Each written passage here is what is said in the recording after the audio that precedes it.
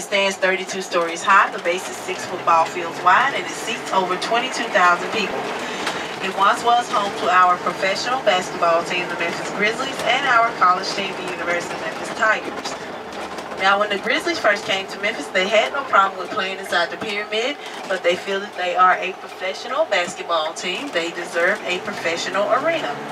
So in 2004, the Memphis Grizzlies moved over to the FedEx Forum, and they extended the invitation to the University of Memphis Tigers, and of course they accepted that invitation and moved over to the FedEx Forum also.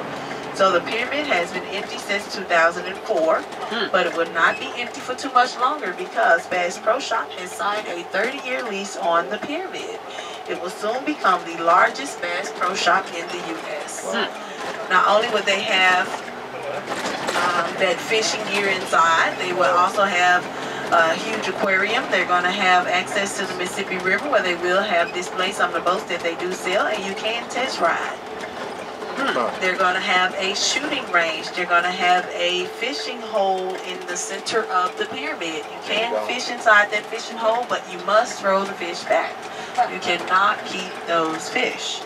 So they're going to have a lot of things going on inside of the Pyramid as Bass Pro Shop. They're also going to have a bowling alley inside of the Pyramid as Bass Pro Shop.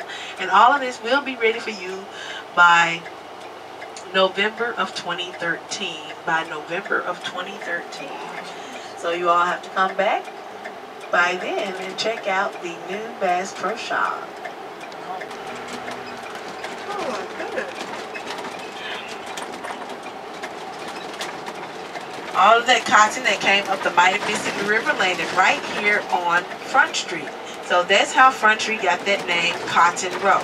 We were known as the King of Cotton right here in Memphis, the King of Cotton. Now as you ride along, I am going to point out a few buildings to you all. Main Street, South Main Street, the historical district of Main Street. And I did say historical, and yes, they are working on Main Street. The city is working on bringing Main Street back up to what it once was. Main Street looks pretty bad today, as you can see. But Bill Street used to look twice as bad as Main Street. So if you think about it, once you see Main Street and then you go and see Bill Street, you're going to think to yourself, hey, if it's possible for them to bring Main Street up to what it is today, well, Bill Street up to what it is today, it is definitely possible for them to bring Main Street back up to what it once was. Now over here on Main Street, you can come and open any business you would like, but you must keep the flat look of the buildings. You cannot change the historical look of these buildings. So if you look over here to our left-hand side, this building here at the corner to the left, those are condos.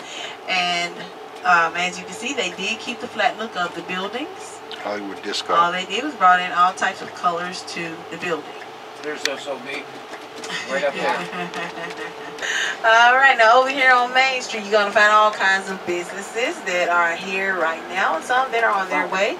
You're going to see boutiques, banquet halls, ballrooms, restaurants, art galleries, museums, office space, furniture stores, fitness centers, and more right here on Main Street.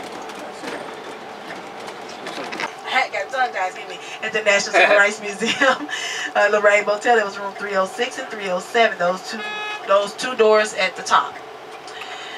If you look, you can see that red and white reef there. That is the spot that Dr. King stood the day he was assassinated. Where? The red and white reef at the top floor there. Oh. Those two cars you see there, those are replicas of the cars that was there at that time. Now, some people wonder, why was Dr. King here in Memphis in the beginning? Dr. King was here because the sanitation workers were on strike and they were trying to get raises. So Dr. King came to help out with that strike. During that strike, a riot broke out. During that, after that riot broke out, Dr. King's entourage got him out of Memphis as soon as possible. 2 weeks after that, when the riot ended, Dr. King entourage brought him. He came back to Memphis, and that's when Dr. King was assassinated. Now, some people wonder, why did the motel shut down? The motel shut down because after Dr. King was assassinated, no one would stay there. People will make reservations, but once they get there, they say they would step inside, they would get the most eeriest feelings. So they will leave and go stay somewhere else. And I'm sure it did not help the fact that the owner of the motel at that time, his wife did die the day of Dr. King's funeral. She died of a heart attack. Now the lady you see sitting over here to our left-hand side, that is Jacqueline Smith sitting at that desk there. And she has been boycotting the National Civil Rights Museum for over 24 years. Over 24 years. Wow. Now she says she boycotts the National Civil Rights Museum because she feels that Dr. King would have wanted it to be used for a home for the homeless. Me personally, I feel like she does it out of spite and for attention, but again, that's just me. That's it. Yeah, So if you look over to your right-hand side, while I make the left-hand turn, you look to your right, you're going to see Arcade Restaurant, Elvis Presley and Ray Charles' favorite place to eat downtown Memphis. And of course, one of my favorite places is Cheesecake Corner. Oh, I see that. Cheesecake Corner. Yeah, sounds like my favorite Oh, place yeah, I too. see it. There it is. Now, I don't know anything about Arcade except for what some of the passengers have told me because I've never been to Arcade Restaurant, but they have said that they have really good food, really, really good food.